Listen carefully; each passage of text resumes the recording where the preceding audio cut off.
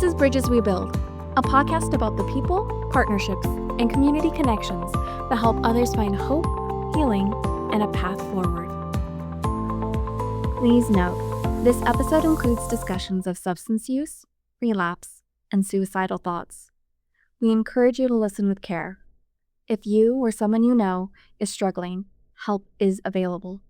Call or text 988 for support. Hi, everyone, and welcome back to Bridges We Build, a podcast from Catholic Charities of Northwest California. I'm your host, Ashley Jurisic. Today's episode is about leadership rooted in lived experience and how someone who's walked through hardship can turn that experience into healing for others. I'm joined today by Kurt Peterson, our Director of Shelter Services. Welcome, Kurt. Thank you. Before he worked in homeless services, Kurt was unhoused himself. Today, he helps lead one of the most innovative and compassionate shelter programs in California, right here at Caritas Center. We'll talk about his journey and what it means to lead with empathy and how strong partnerships can help people not only find shelter, but truly build a new chapter. So, Kurt, I know I've heard this story a few times, and I'm so excited to get a moment to chat with you.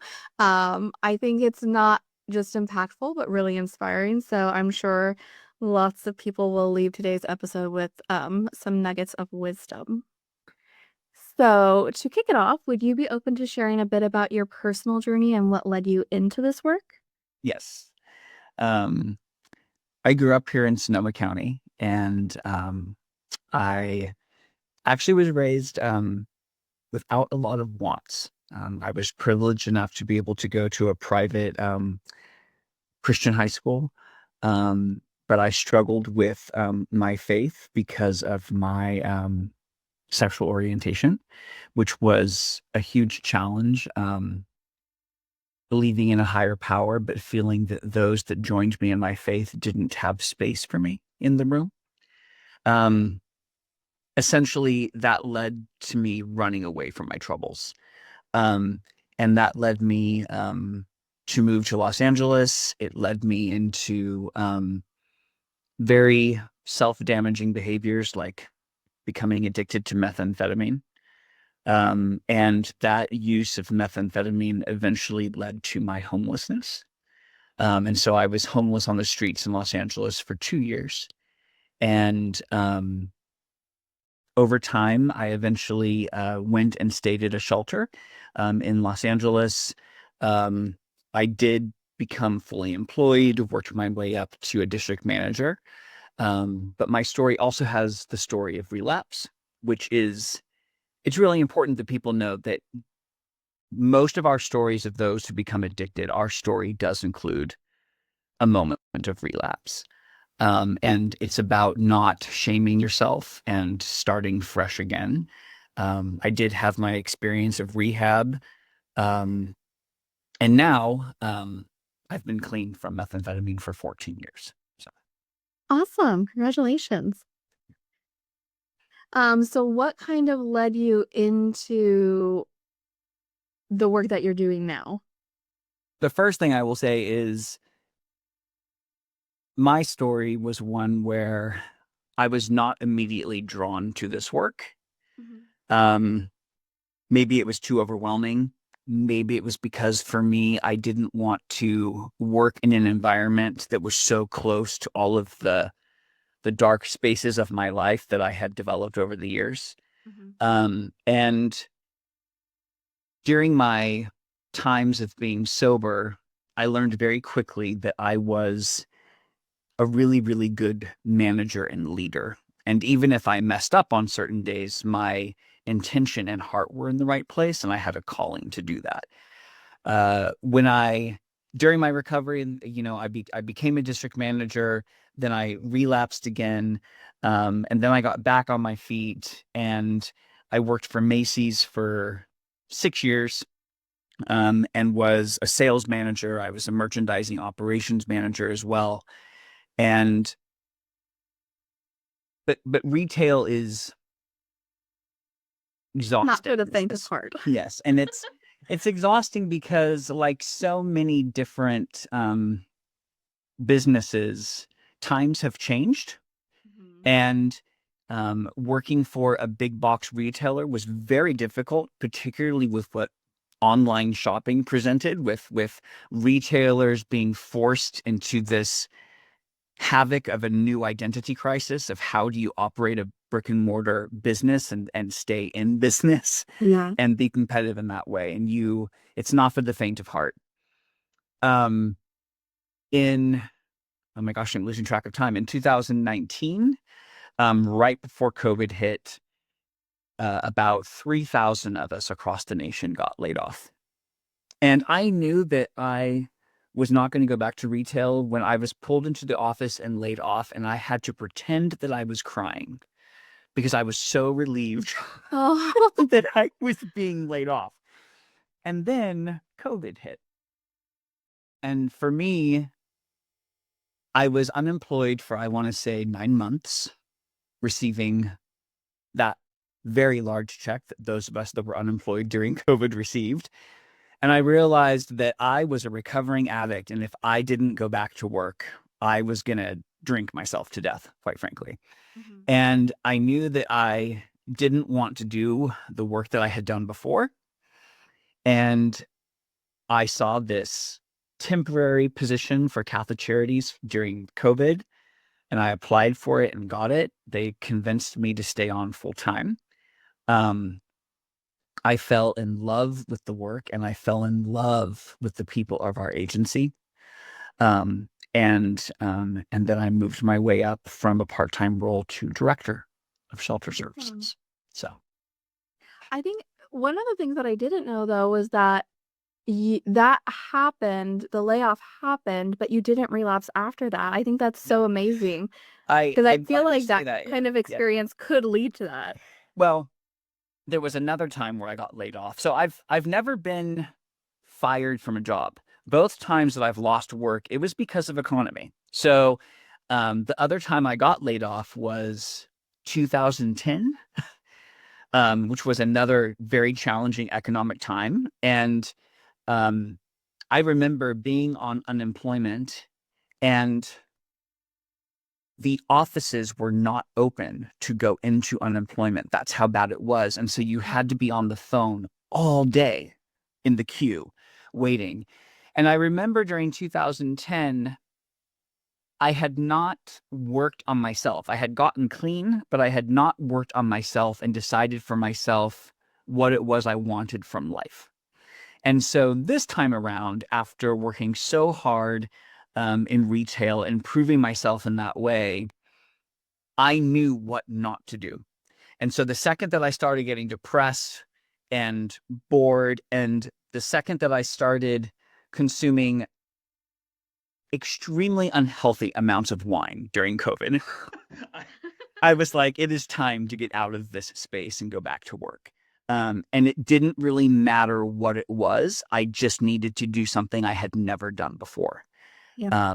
And so I came back to the thought of serving those that whose lived experience mirrored my own. I think that's so important though to show like the journey of what you had and that so many people I think are like, "Oh, well, it's a simple fix and they can fix it overnight." But it's not. It's a journey and you have to continually work on it. Right. Yeah, absolutely. So what helped you? I know you kind of sneaked into a little bit of it, but what helped you start to find that stability in your own life? I think my family and my schoolwork. So uh in 2012, um I was in a space where I had relapsed 2011, and I had gone to rehab and then I relapsed again, and I just didn't want to do it anymore. Um so talking about being I'm totally about to bring down the conversation. So uh I relapsed and I lost my job because I was super sick, and I decided that I gave them my notice and I stayed at home in Los Angeles and I didn't have any money.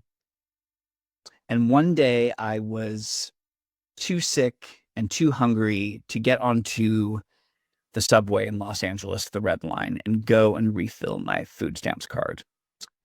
And I went a day without eating. And then I went 2 days without eating. And the next thing I knew, it had been about 28 days since I had eaten anything. So to give a perspective to that, and I have a picture of which I won't show anybody, but a friend took a picture so that I would never forget I reached this moment and never do it again. My neighbor called the hospital on me because they hadn't seen me. They called 911 and they called my dad, and I didn't want them to. And I want to say that my weight, I weighed 107 pounds. And I was rushed to the hospital and I was kept there for about 8 days. And then I didn't have health insurance. So just like some of the people we serve, the hospital forced me back out to the street. Then my friend came and marched me back into what is like it's basically where you go to advocate for yourself in the hospital. And they put me back into a hospital bed. And then my dad came down to get me. And I should share that during this whole time, during not eating, I thought, well, I can just go this way. Oh. Like I can just pass away and my dad will never find that I shot myself. Instead, this is how I'll go. And I remember not wanting to see my dad because I knew that if my dad came to see me, that I would never be able to attempt that again. And I remember very clearly when my dad walked into the hospital room, I just looked at him and I just broke. And I remember this inside voice, and this is really when I returned to believing in God, there was this inside voice that just said, I am not done with you yet. And I remember that so clearly from the hospital. And there have been moments throughout my life where I have had a moment of a suicidal thought. And when I say that, what I really mean is going to sleep at night so exhausted by life and going, oh God, I would just love it if I didn't wake up in the morning. Nothing beyond that. If you had followed protocol and asked Kurt, do you have a plan? No, I would not have said I have a plan, but I would have fantasized before going to sleep at night about not waking up the next day. They teach you that if someone presents thoughts of suicide to you and they express it, a lot of people think that if they talk about it, it's going to make the person do it. And that isn't true. You need to talk about it because it's been proven that it only takes one person in somebody's life to prevent that suicide just by showing that they're there. And sometimes I will go there in my head. And from that point on in hospital, the next statement is, oh, no, you won't. Because how dare you do that to the people who love you in this life? And so often someone might take that statement and say, see, so it is the person's fault if they die by suicide. And my statement is no. Think of all the people who didn't have a dad or a sister like I did to have someone to invoke that in them. And that's how I have the deepest empathy for someone who does take their life, because that means that no one reached out, that there was no one who sat with them in that moment. So that was that pivotal moment in my life where, yes, I went to work for retail, but I knew from that little voice that I had heard that my life wasn't really my own. Hmm. And so I just trusted that. I love that. I know you said it was going to bring us down, but it lifts you right back up. It's very powerful and moving. I appreciate your candor. Thank you. Of course. So you talked a little bit about it, but what kind of led you to this space? Like, I know that you saw that they were hiring the part-time, but what led you to the space professionally? And to lead others through these challenges? Like once you saw that posting, what made you raise your hand and say, yes, this is the path I want to take? To be honest, it was like part-time and temporary because I had no idea what I wanted to do. Mhm. I was fully willing to like play that game of taking less unemployment, but doing a part-time job to find out what I wanted. I think that part of it was like there is no perfect career. So I think that when we start out, we end up disliking 80% of our job and liking 20% of our job. And I think that our life's trajectory is that eventually that percentage changes Yeah. to where you love 80 to 90% of your job. And there's about 10% where you're like, I don't like it. I'm not going to say I hate it anymore because it's a necessary evil, but it's not my favorite part of my job. I also think that we set ourselves up for failure if we think there is the perfect job out there for us. Absolutely. Yeah. Um, because you don't even know half of what's out there for you. And we are constantly changing. There's a actually Marianne Williamson who wrote A Return to Love, who studies A Course in Miracles. She said so often we think that the way that we get through life is we have to be in complete control of it. And she said, you know, I had this friend who hated accounting and said that they didn't want to give up their career to a higher power and trust that. And because the person said, what if God made me an accountant? And I love Marianne Williamson's answer where she says, why would your higher power make you an accountant? You are terrible at math. Your higher power is going to keep your best interests in mind Absolutely. and probably knows more than you do about what the future holds. So just trust that. And so in that moment, I just kind of trusted doing part-time with this agency. Um, and again, I had no idea until working with this agency that we were the group of people that we are. Hmm. Um, because it is not just who we serve, it is the people that we work with. So Absolutely. Yeah, I think the people really make this agency and like I mean, I guess you get to see a little bit of it through like volunteering and things like that if you are a part of the agency, but actually coming into like the fold, like everyone has such a unique story and why they work here. And it's just everyone's really aligned with the mission and wants to like uplift each other. I've never worked in a place yeah, that has this kind of feeling and compassion. yeah, yeah, absolutely.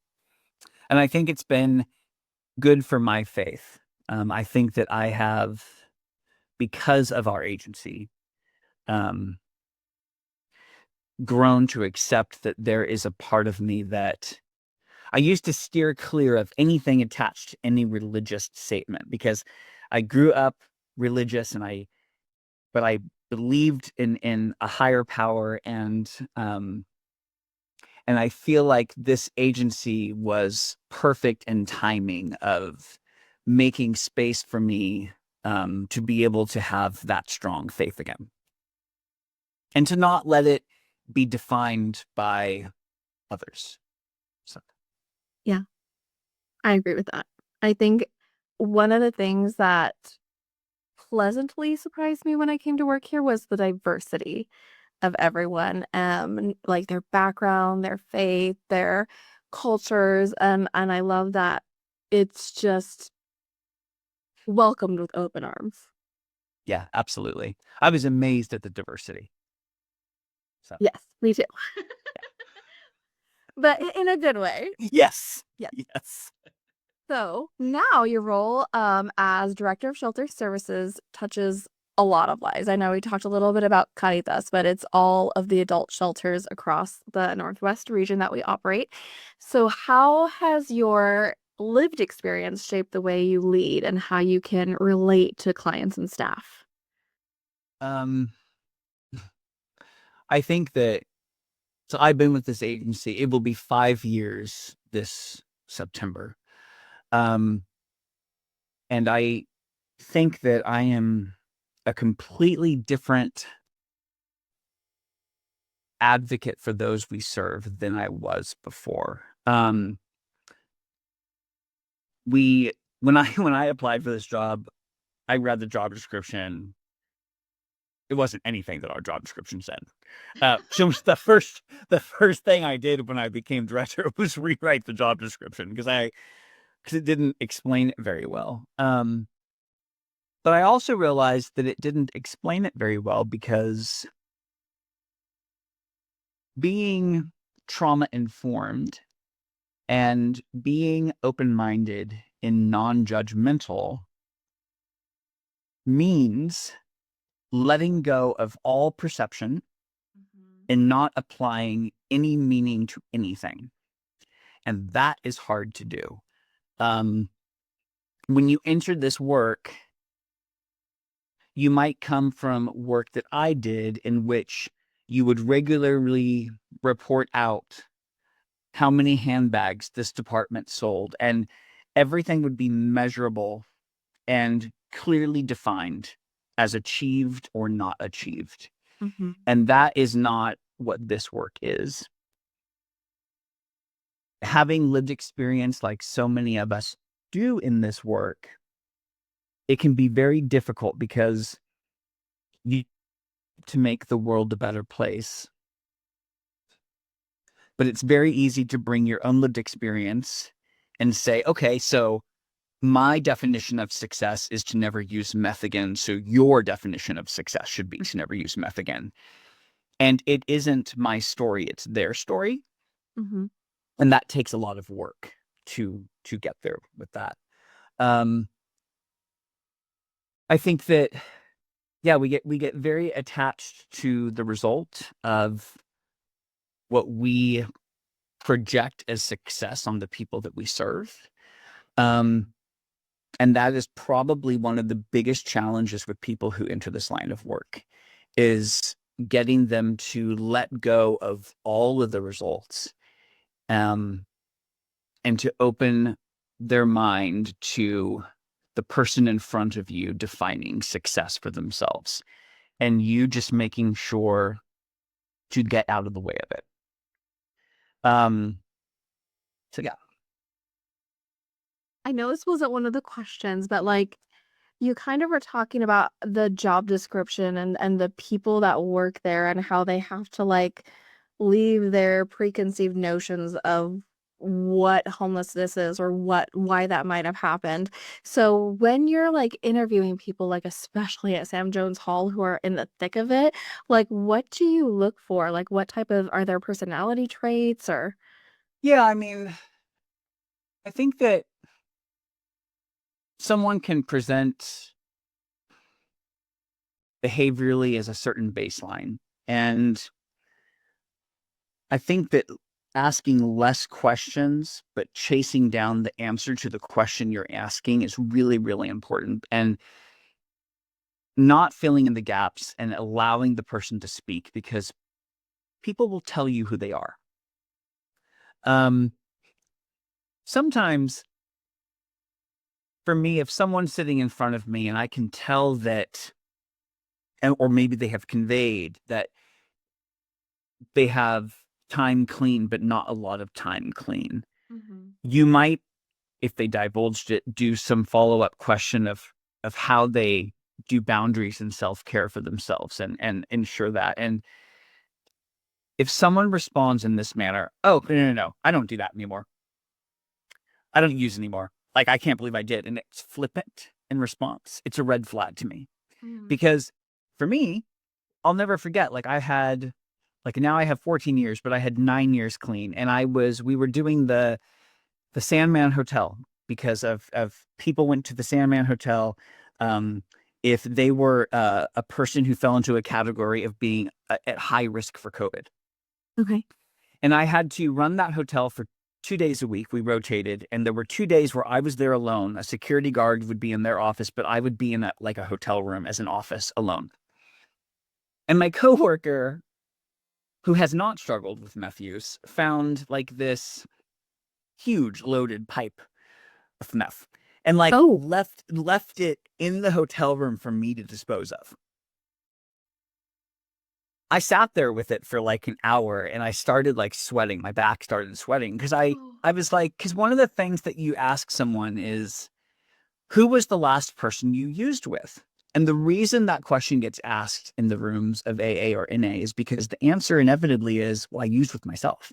Because ultimately, your addiction would have driven you so hard that you would have lost tolerance for the people in front of you and you would have used alone. oh. So that's kind of the meaning behind that question for me. So I'm sitting there in a hotel room and I'm like, it's a loaded meth pipe, like 3 feet away. So I called my boss at the time, who was Devin, who is the program manager for Nightingale, and she was like, "Oh my God, so we'll walk you through it. So go get the security guard and like you destroy it. You grab the bag and the security guard watches you." And I must have jumped on that pipe like 15 times. And the guard was like, "Kurt, it's dead. Pipe's dead, Kurt." And I'm like, "Okay, okay." And I tell that story because I would have the same response today. At like Sam Jones Hall, we have a lot of employees, and we're never in a place where we're alone with that. But if if if something happened again where we had to open up a Sandman hotel and I was in a hotel room by myself and someone left a loaded pipe, my response would be calmer since I know what to do now, but Mm. I would destroy it immediately. I wouldn't let that sit there with me like that. They say that your addiction does push-ups at the same rate that you're practicing sobriety. So it it's just as strong as it was before, and it's sneaky, and it really pertains to your ego. Um, and so it's sneaky. So you just want it out of your life immediately. And so when someone interviews and they're flippant about their drug use, it's a red flag to me because um, we all have a struggle, and let's not be flippant about it. Let's just own what that is. Um, I mean, the other piece is, we enter this work again with having a mission, and I think that there's a moment where I remember again, I'm going to mention Marianne Williamson because I love her, but she says, we are convinced that faith is blind. And it's not, it's visionary.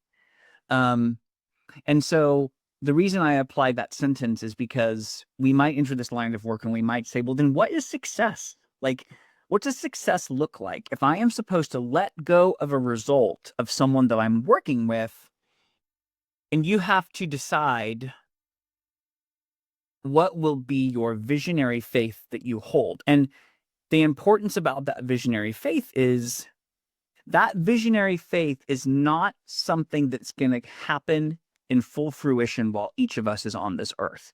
We will only give one part to it because ultimately, for me, bringing heaven to earth and having that visionary faith is generations upon generations beyond yours and my time.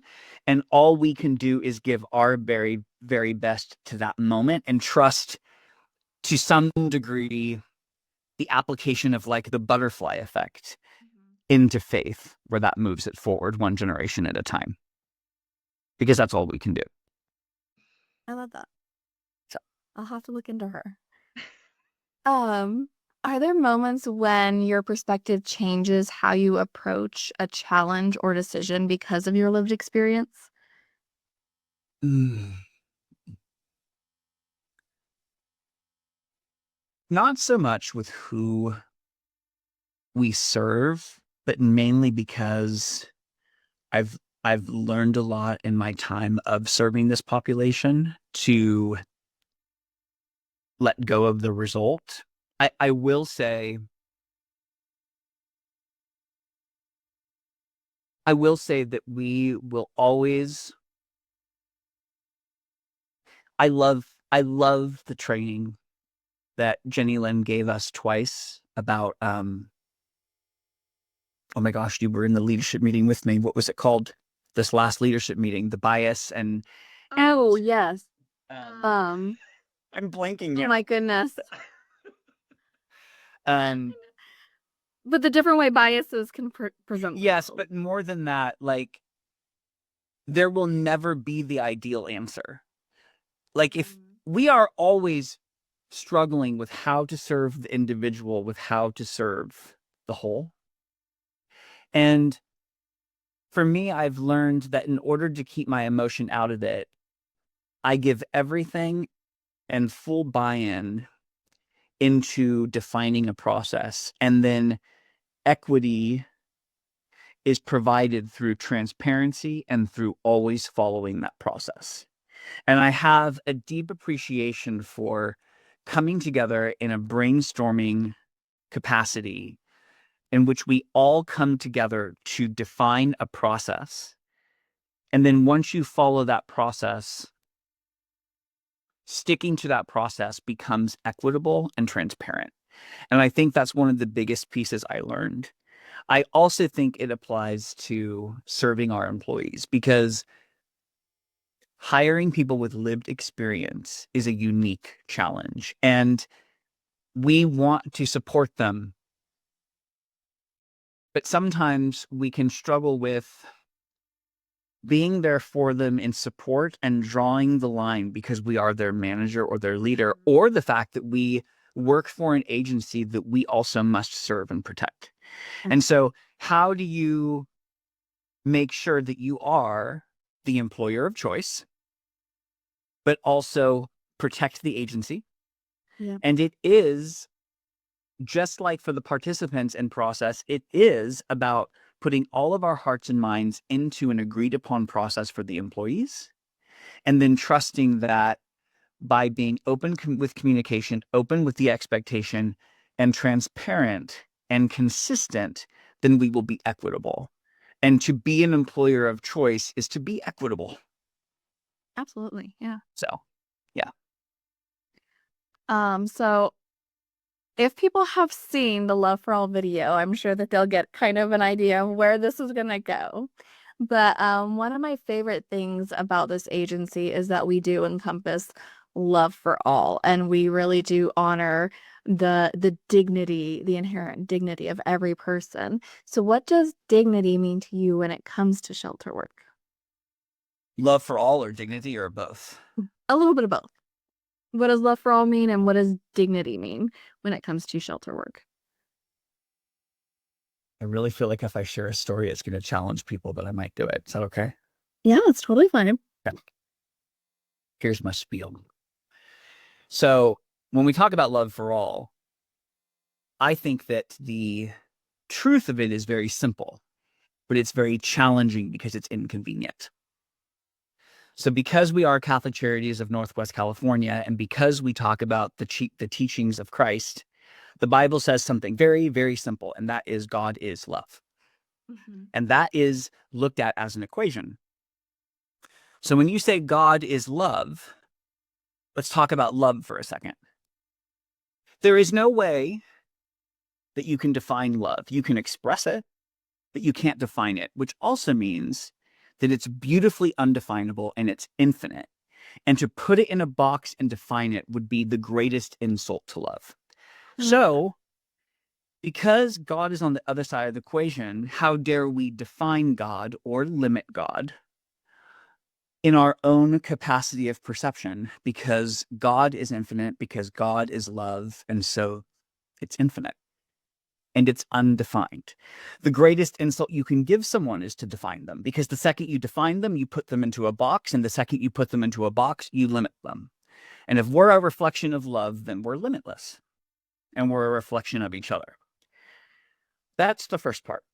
I So love then, that. so then, if we go to the Bible just for a second, I'm going to share what Moses coming down off the mount means to me.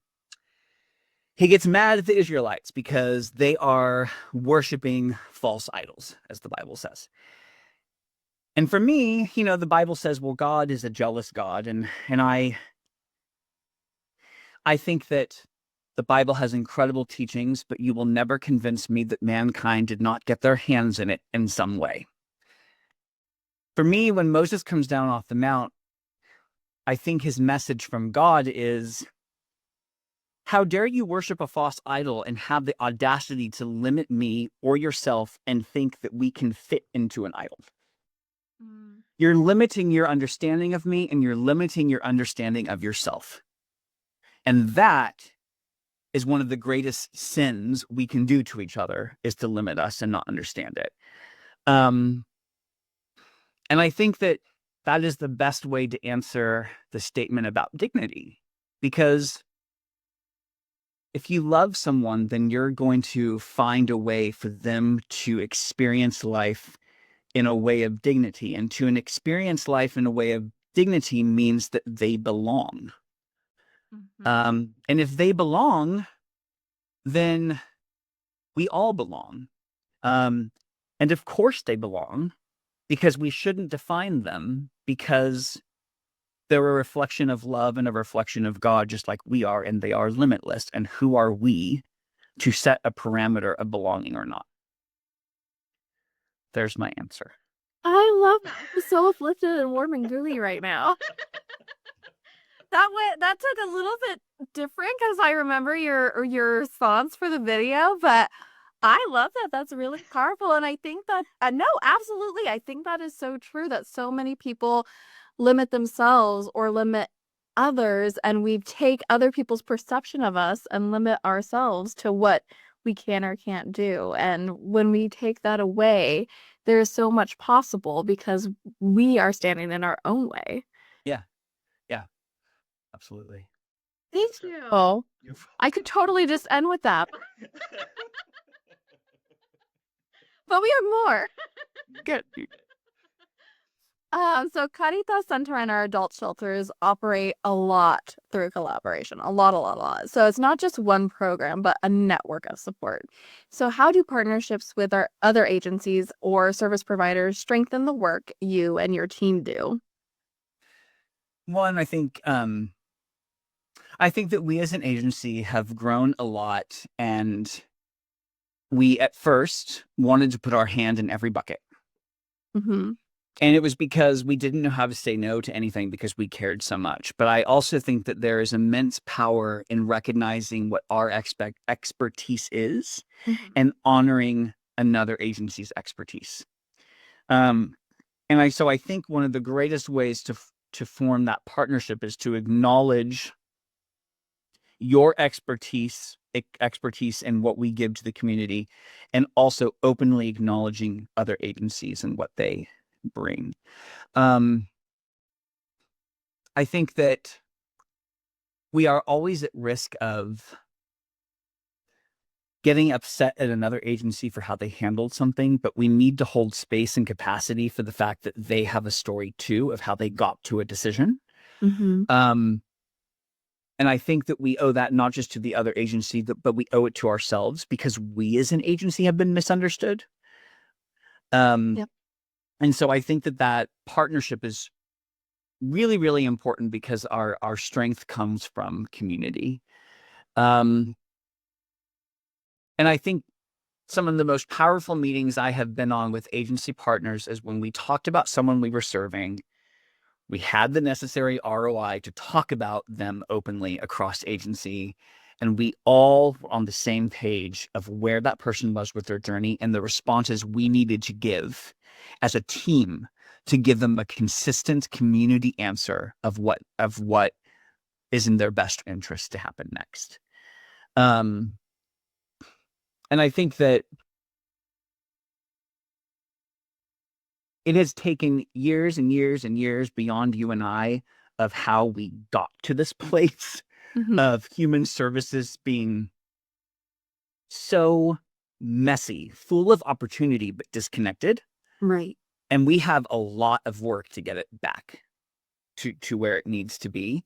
And finally, I would say very openly, because of where we are with the political climate and with funding, we have to like give each other space now, because I certainly am going to have a lot on my plate in which my answer by email is not going to be as fast as it was 6 months ago. Right. And it is because of workload and what we're up against. And if I'm going to expect for that grace to be given to me, then I should definitely expect of myself to give that grace to other agencies and give them the best interest. So, best intent. True. So, kind of bringing it back to our namesake of this podcast, from your perspective, what does building bridges mean, whether that's with clients or partners or the community? I think it is openness and invitation and a shared, like a joining in a mission. And knowing that more than one road leads to Rome, and there's multiple ways to get to a resolution. There are multiple avenues and multiple paths that someone can take in this life to get to where they were meant to be. Yeah. And I think that building bridges is just honoring each other and making space for what is possible and not judging ahead of time. Love that. And now, last question. What would you say to someone who wants help but isn't sure where to start? The most important thing to let them know is that they're not alone. And to give them resources, to not make a promise you cannot keep. And to let them know that no matter what timing they choose, that the door will be open. And I think those are the greatest things that you can give. But the single greatest thing to give is that they are not alone. I love that. It's very, very true. Thank you for sharing your story today with us, Kurt. Well, thank you. To our listeners, thank you for being here with us on Bridges We Build. If this conversation moved you, please consider sharing it with someone who might need to hear it.